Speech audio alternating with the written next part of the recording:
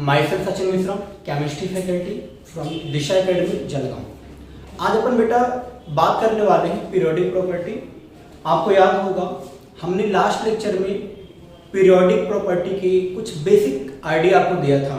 Atom के बारे में थोड़ा सा हमने देखा था और इलेक्ट्रॉनिक कॉन्फ़िगरेशन क्या है, उसकी ज़रूरत क्यों पड़ी। ठीक है, तो हमने इलेक्ट्रॉनिक कॉन्फ़िगरेशन के बारे में लास्ट लेक्चर में केवल समझा था, उसकी ज़रूरत क्यों पड़ी, हमें क्यों उसकी ज़रूरत है। आज उस पर कुछ एग्जाम्पल्स देखेंगे, आज उन्हें कैसे हैंडल करेंगे वो देखेंगे। आपको याद होगा बेटा हमने लास्ट लेक्चर में देखा था इलेक्ट्रॉनिक कॉन्फ़िगरेशन करने के लिए अपने पास इलेक्ट्रॉनिक कॉन्फ़िगरेशन के लिए दो मेथड है। आपको याद होगा बेटा अपने पास इलेक्ट्रॉनिक कॉन्फ़िगरेशन के दो मेथड हैं, जैसा कि मैंने आपको प्रीवियस लेक्चर में बताया था। क्लियर? पहला अपने पास पहला मेथड क्या है बेटा? अपने पास पहला है बोर-बरी का मेथड, है ना। पहला है बोर-बरी का मेथड, बोर-बरी मेथड। दूसरा है अपने पास ऑफ-बाय प्रिंसिपल। क्लियर? या बोर-बरी प्रिंसिपल बोल सकते हो, मेथड बोल सकते हो। दूसरा बोलो क्या? Aufbau principle, aufbau principle. Clear? तो हम बात करने वाले हैं बोर-बरी और ऑफ-बाय प्रिंसिपल। क्लियर है बच्चों? तो चलो ध्यान दो, ये बोर-बरी मेथड क्या है और ये ऑफ-बाय प्रिंसिपल क्या है। आपको मैंने लास्ट लेक्चर में इनके बारे में थोड़ा बहुत आइडिया दिया था, मैं फिर से आपको थोड़ा सा आइडिया देता हूं। आपने बच्चा 9th-10th में ये पढ़ा होगा, ठीक है। आपने 9th-10th में पढ़ा होगा 11 का इलेक्ट्रॉनिक कॉन्फ़िगरेशन करते थे 281 समथिंग ऐसा लिखा मिलता था। क्या याद है आपको? ऐसा देखा है कि नहीं? आपने देखा होगा। चलो आपको 14 का मिल जाए तो आप बोलते थे बेटा 284, बोलो यही तो बोलते थे। क्लियर है ना ये? सिमिलरली बच्चा, और आपने क्या कभी ऐसा इलेक्ट्रॉनिक कॉन्फ़िगरेशन देखा है 11 में कभी ऐसा लिखा मिल जाए 1s2 2s2 2p6 3s1? अगर कभी आपको बेटा दोनों ही मेथड जनरली 10th स्टैंडर्ड में बताए जाते हैं, तो कुछ जगहों पर नहीं बताया जाता, वैसे मैक्सिमम जगहों पर बता दिया जाता है 10th लेवल पर। तो अगर आपको आइडिया हो तो ठीक है, नहीं आइडिया तो कोई इशू नहीं, मैं आपको दोनों ही मेथड बताऊंगा। क्लियर है? चलो आपने बेटा छोटे एलिमेंट का इलेक्ट्रॉनिक सीखा हो, कॉन्फ़िगरेशन सीखा होगा। आपने 10 का 20 का 30 तक सीखते हो आप। मैं आपको बड़े बड़े एलिमेंट का इलेक्ट्रॉनिक कॉन्फ़िगरेशन सिखाने वाला हूं। क्लियर है बच्चों? तो आज हम बात करेंगे electronic configuration. So write down the heading electronic configuration. बेटा लिखो हेडिंग इलेक्ट्रॉनिक कॉन्फ़िगरेशन का डेफिनेशन में लास्ट लेक्चर में बात कर चुका हूं, ठीक है। तो आज हम बात करेंगे ऑफ-बाय प्रिंसिपल। तो लिखो heading aufbau principle. Clear? Aufbau principle. तो आज का हेडिंग है अपना ऑफ-बाय प्रिंसिपल। चलो ध्यान दो बेटा, आज हम ऑफ-बाय प्रिंसिपल से क्वेश्चंस को हैंडल करना सीखेंगे। क्लियर? ध्यान। अगर आपको याद हो तो क्या आपने कभी ऐसा लिखा हुआ देखा है? ध्यान से देखो, क्या आपने कभी ऐसा बना हो कहीं बुक्स में देखा है 2s 2p 3s 3p 3d 4s 4p 4d 4f 5s 5p 5d 5f 6s 6p 6d 7s, है ना बेटा? कुछ बुक्स में 7p भी लिखा होता है, ठीक है, और कुछ में 8s लिखा मिलता है। तो अपन बेटा यहीं तक कंटिन्यू करेंगे। क्लियर है? ध्यान दो, आपने कभी अगर बुक्स ओपन किया होगा तो आपको कुछ ऐसा जरूर मिला होगा, है ना। ऐसा आपको सिखाया जाता है। अगर आपने देखा हो, कुछ बच्चों ने पढ़ा जरूर होगा और कुछ बच्चों ने ना भी पढ़ा हो। जो बच्चे पढ़े हैं अच्छी बात है, जो नहीं पढ़े हो तुम भी रिलैक्स रहो, तुम्हें भी सिखाएंगे अभी। क्लियर? ध्यान। और बेटा हम यहां पर 8s भी ले लेते हैं, कुछ टेबल में 8s लिखा मिल जाता है, कुछ में 8s लिखा मिल जाता है। क्लियर है? कोई अपने लिए कोई बड़ा इशू नहीं है। चलो ध्यान दो, आप मेरे साथ बोलो, ध्यान से देखो। ये पहला एरो है बेटा, किसे कट कर रहा हूं मैं, तुम्हें ट्रिक भी सिखाऊंगा। क्लियर है? चलो ध्यान दो, पहले मेथड सीखते हैं, फिर मैं तुम्हें बेटा इन क्वेश्चन को हैंडल करने का ट्रिक सिखाऊंगा। क्लियर? पहले मेथड सीख लो, ध्यान दो।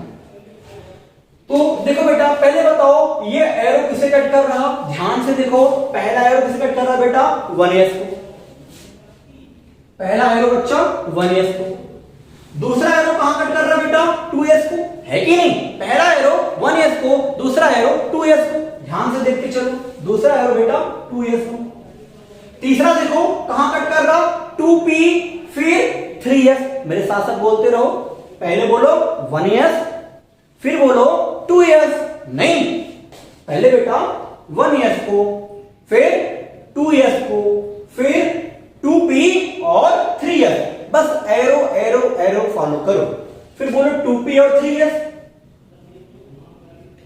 2p और 3s, अगला बोलो बेटा ये 3p और 4s, 3p और बोलो क्या 4s, नहीं नेक्स्ट बोलो 3d 4p 5s, मेरे साथ बोलते चलो 3d 4p 5s, अगला एरो देखो 4d 5p 6s, 4d 5p 6s, अगला ध्यान से देखो 4f 5d, बोलते रहो 4f 5d 6p 7s, next देखो बच्चा 5f 6d 7p 8s, 5f 6d 7p 8s, ये समझ नहीं आया होगा अभी, सर क्या बता रहे कुछ समझ ही नहीं आ रहा, देखो बेटा मैं तुम्हें समझाता हूं, अभी एक आध क्वेश्चन करेंगे ना चीजें क्लियर हो जाएंगी, थोड़ा सा पेशेंस रखो आप, अभी काफी बच्चे टेंशन में आ चुके होंगे, सर ये क्या लिखा रहा है कुछ समझ ही नहीं आ रहा, बेटा थोड़ा सा पेशेंस रखो, अपन क्लियर हो जाएगा, 5 मिनट के अंदर सब कुछ तुम्हें क्लियर हो जाएगा, तो थोड़ा सा पेशेंस रखो, क्लियर, ध्यान, तो मेरे साथ बोलो ये सीरीज देखो, ये पहले बेटा 1s कट कर रहा, 1s लिखा, अपन कुछ नहीं कर रहे हैं, बस इस एरो को फॉलो कर रहे हैं, ठीक, देखो ये पहले 1s फिर 2s 2p 3s 3p 4s 3d 4p 5s, फिर बोलो बच्चा 4d 5p 6s, बस बच्चा अपन इस एरो को फॉलो करते हुए लिखते हुए चले आए हैं, तो एक बार आप लोग इसे नोट भी कर लो, ओके, मैं आपको 2 मिनट टाइम देता हूं, आप फटाफट बच्चा इसे नोट करो, फिर मैं तुम्हें इस पर क्वेश्चंस कैसे आने वाले हैं वो सिखाऊंगा, ठीक, पहले नोट कर लो आप, तो उम्मीद करता हूं कि सभी बच्चों ने नोट कर लिया होगा, और जो बच्चा नोट ना कर पाया हो वो वीडियो को पॉज करके आप 2 मिनट के लिए पॉज करके नोट कर सकते हो, है ना बेटा, चलो तो ड्रॉ कर लो, अच्छा 2 मिनट में टाइम देता हूं, ड्रॉ करो आप, बेटा कॉपी पे लिखते भी रहो आप, ऐसा मत सोचो कि है ना कि वीडियो चल रहे तो अपन केवल है ना बस देख ले, थोड़ा लिखते रहोगे, आपके लिए काफी कुछ नया मिलने वाला है, ये जो चीजें सिखा रहे हैं ना ये आपके बोर्ड के एग्जाम में भी काम आएगा, आपको वहां काफी हेल्प करेगा, इस पर क्वेश्चन आते हैं आपके एग्जाम में, ये बोर्ड में भी आएगा, 11th और जेईई में भी आएगा, इसलिए बेटा लिखते भी रहो आप कॉपी पर, है ना, चलो तो चलो ध्यान दो, चलो ध्यान दो बेटा, ध्यान, अब बोलोगे सर यहाँ पे लिखे क्या हो, कुछ समझ नहीं आ रहा, कुछ समझ ही नहीं आ रहा सर, चलो मैं तुम्हें समझाता हूं थोड़ा सा, बेटा देखो तुमने पढ़ा है क्लास 9th में कि एटम में न्यूक्लियस होता है, तो जो बच्चा लिख लिया हो अच्छी बात, जो बच्चा ना लिख पाया हो वीडियो पॉज करके लिख लो, मैं अब थोड़ा आगे बढ़ता हूं, है ना, चलो एटम में न्यूक्लियस होता है बेटा, न्यूक्लियस के बाहर शेल होता है बच्चा, न्यूक्लियस के बाहर क्या होता है, शेल होता है, अब आपको पता है आपने पढ़ रखा है क्लास 9 10th में, इस शेल का नाम होता है K shell, L shell, M shell और एन सेल, बेटा आपको 9 10th में कुल 4 शेल बताया गया था, लेकिन अपन 11th में ना और भी शेल की बात करेंगे, तो बेटा अब वहां तक तो अपन ने 4 ही पढ़ा था, यहां पर बेटा अपन और की बात करेंगे, 5th सेल 6th, है ना, तो अभी आपने जब 9th में पढ़ा था तो आपको KLMN पढ़ाया गया था, लेकिन अब अपन KLMN नहीं पढ़ेंगे, अब इसे बोलेंगे अपन पहला शेल। जिसे आपने 9th में K बोला था उसे हम लोग यहां 1 बोल रहे हैं, इसे 2 बोल रहे हैं, 3 4 5 6 7 ऐसे बेटा 8 ऐसे बढ़ते चले जाएंगे। तो जो 1 2 3 4 है ना बेटा, इसे बोल रहे हैं शेल। तो देखो आपको लिखा है 1 2 दिख रहा, इसे बोलोगे first shell, second shell, fourth shell, fifth shell, fourth shell. समझ रहे हो? 1 2 3 4 मतलब बेटा शेल है यहां पर, जिसे आप 9th 10th में KLMN नाम से जानते थे, उसे हम यहां पर शेल बोल रहे हैं 1 2 3 4 नाम से। ठीक, ध्यान। अब देखो बच्चों, वहां पर अब सर SPDF क्या है? आपको बेटा 4 अल्फाबेट दिख रहा होगा इस पूरे सीरीज के अंदर, है ना? तो आपको दिख रहा होगा SPDF, ये 4 अल्फाबेट यूज किए गए हैं। इनको बेटा बोलते हैं अपन सबशेल। क्या बोलते हैं? सबशेल। इन्हें बोलते हैं अपन सबशेल। तो चलो एक बार मेरे साथ पढ़ो आप। इसे क्या पढ़ोगे?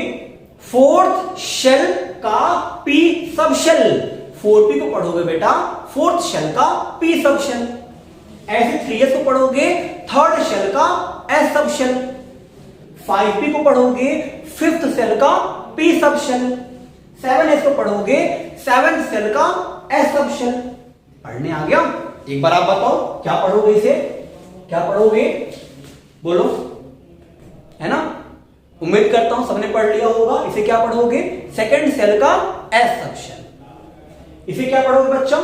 सिक्स्थ सेल का S सबशेल। क्लियर है बात यहां तक? बोलो।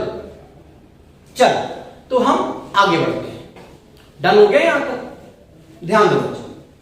तो ये बातें अपनी हुई क्लियर। तो हम थोड़ी सी बातों को आगे बढ़ाते हैं। अब बोलो सर ये सबशेल क्या होता है? सेल तो समझ में आया, ये सबशेल क्या है? जैसे बेटा एग्जांपल समझो। जैसे आपने देखा होगा बिल्डिंग आपके पास है, आपका घर होगा ना बेटा, बिल्डिंग समझ लो। उस बिल्डिंग को समझ लो आप शेल। क्या समझो? बिल्डिंग को समझो शेल।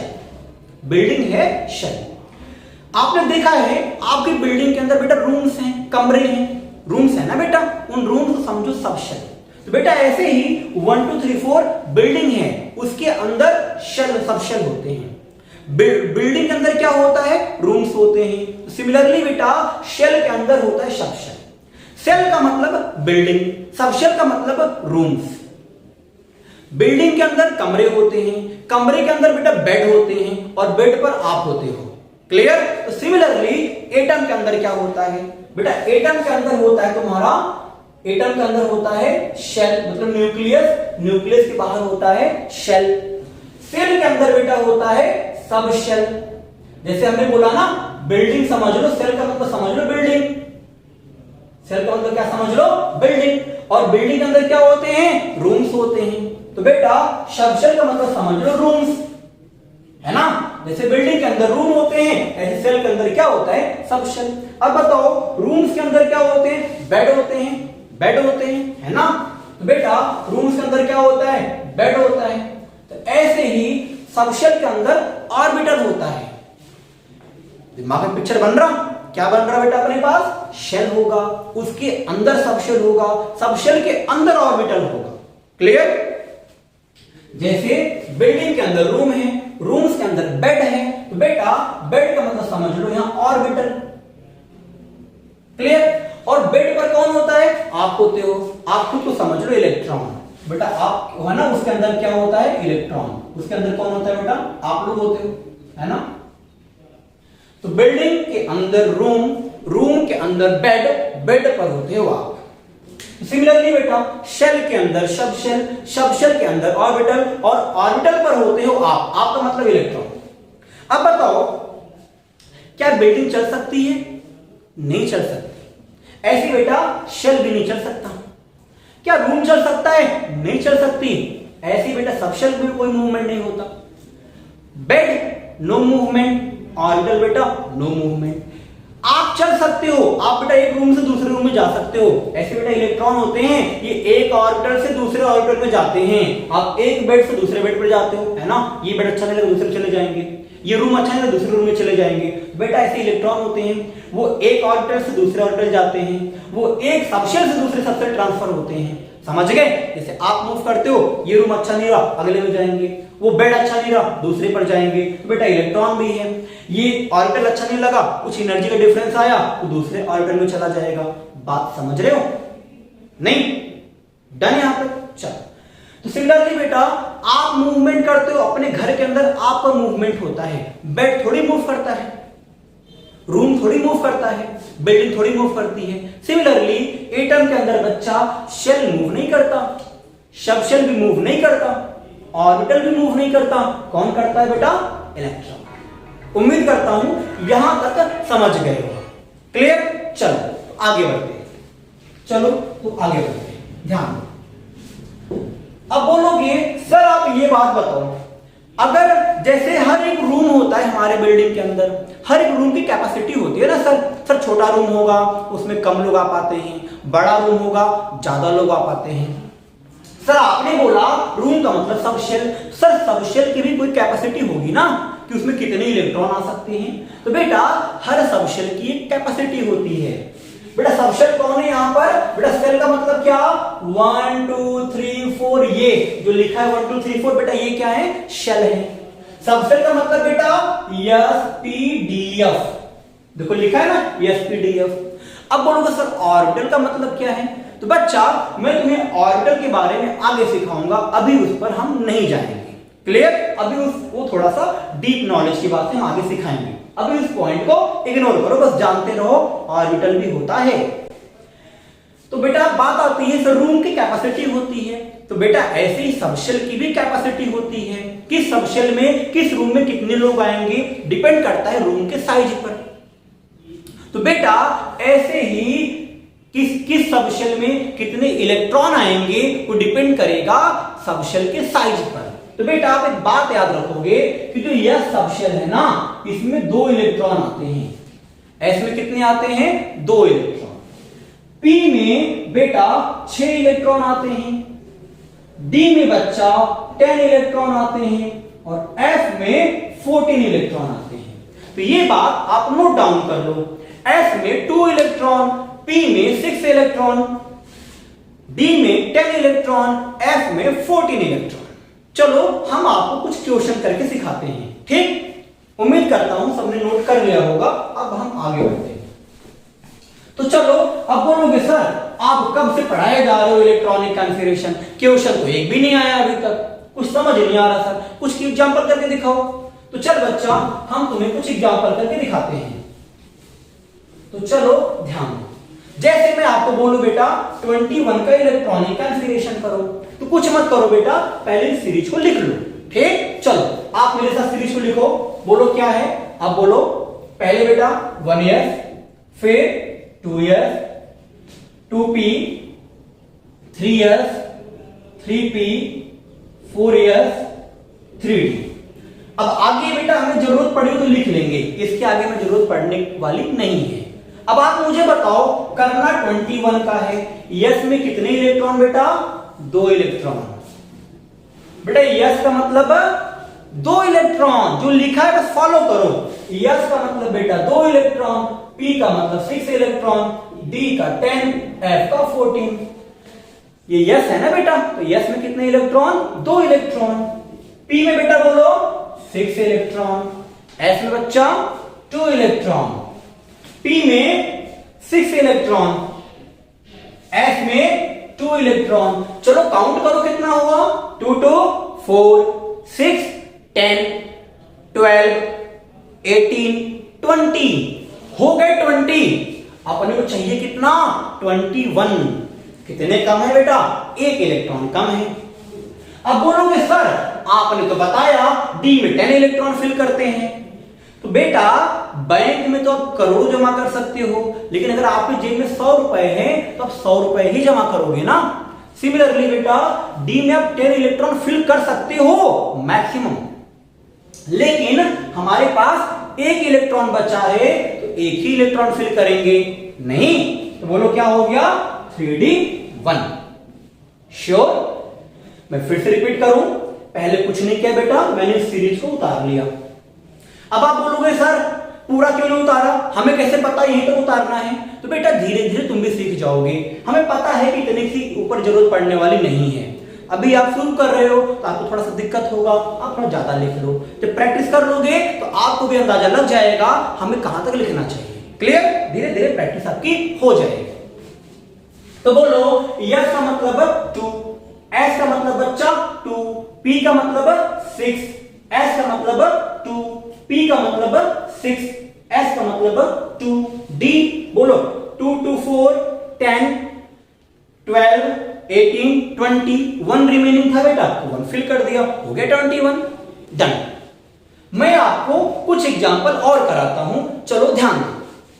अगर बेटा मैं आपको बोलूं 37 का इलेक्ट्रॉनिक कॉन्फ़िगरेशन करो, तो पहले क्या करोगे? आप पहले सीरीज लिखो बेटा। बोलो मेरे साथ सीरीज क्या है?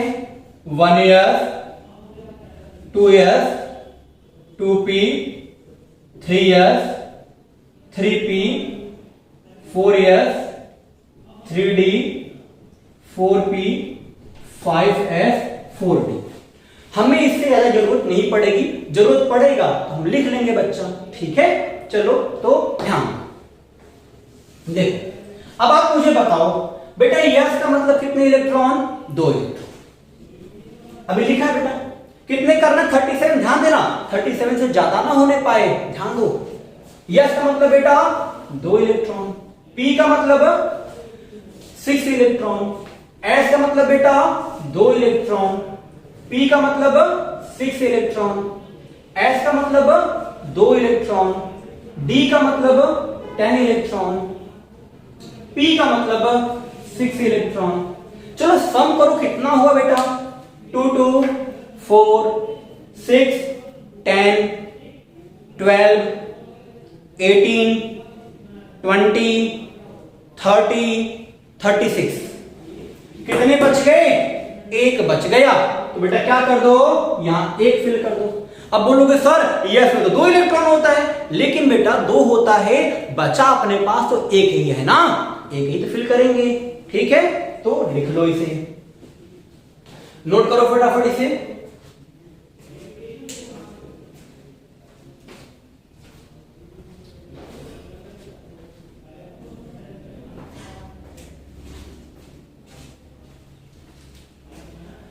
चलो तो नोट कर लो बेटा। आपको मैं तो होमवर्क देता हूं, मैं आपको इसमें कल कुछ ट्रिक सिखाऊंगा।